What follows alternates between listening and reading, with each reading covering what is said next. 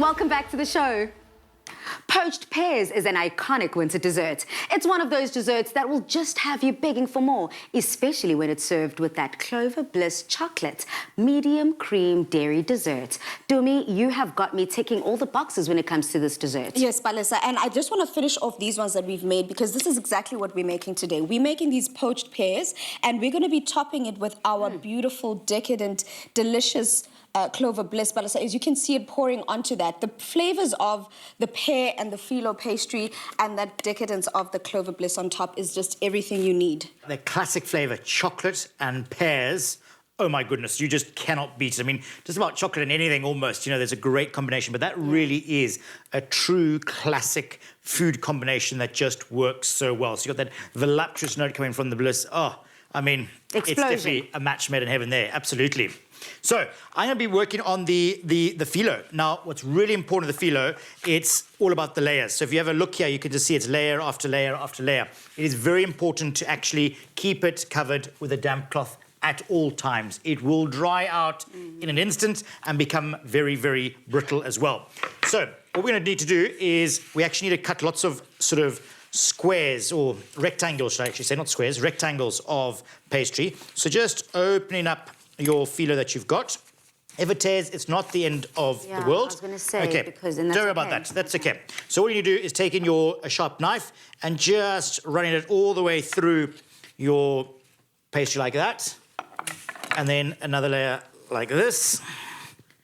Does the thickness matter as to how many layers of Phyllo you've got? We're going to be actually separating everything just now. So don't worry about how many numbers of layers you've got at the moment. We're going to be layering it up as we go. So taking that like that, and then you can put those on top like that, and on top like that, and on top like that.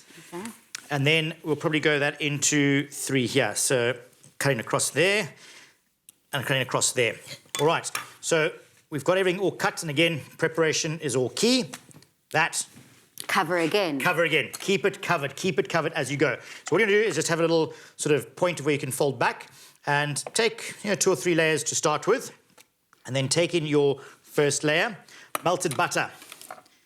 And what you're going to do is just brush that layer. Don't get too crazy now and start painting the whole kitchen surface and, having a complete field day. Try and sort of brush within the lines. It sort of makes your life a little bit easier. Again, cleaning up, we have to keep our job as easy as possible. And then what you're going to do is take in your next sheet of pastry, and you can just, don't put it straight on top of each other, just offset it. Okay. All right. So you're going to get this wonderful sort of, little flowery kind of pattern on top there. And then you keep just creating that jigsaw kind of pattern of putting each layer of Phyllo. Absolutely. So you want to sort of maybe go 4 or 5 layers and see how you go, and then taking that very carefully, and then pop that into your muffin tin.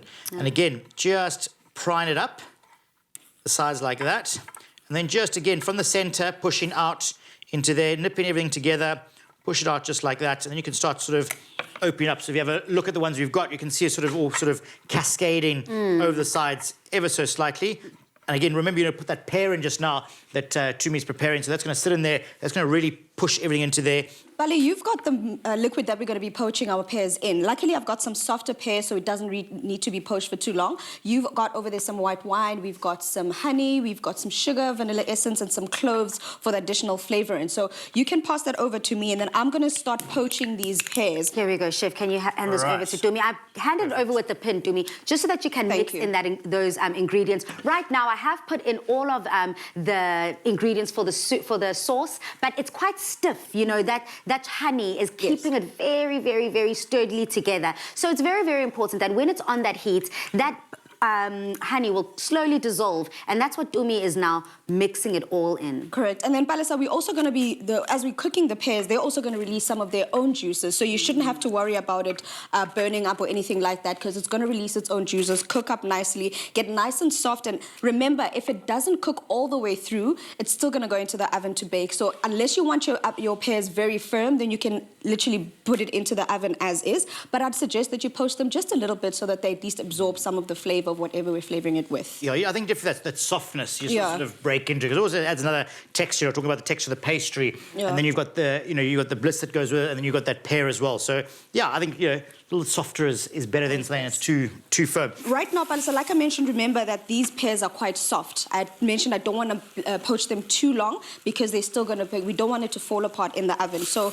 it is almost ready for us to put them in there. So we're going to put them on the inside, let them bake. I'm going to drizzle just a little bit of this liquid that we're having here because what also happens is that it gets reduced as well. And it's going to reduce even more in the oven, giving that nice syrupy texture once it's in the oven. Well, that is double indulgence at its best. To get this recipe, head over to afternoonexpress.co.za.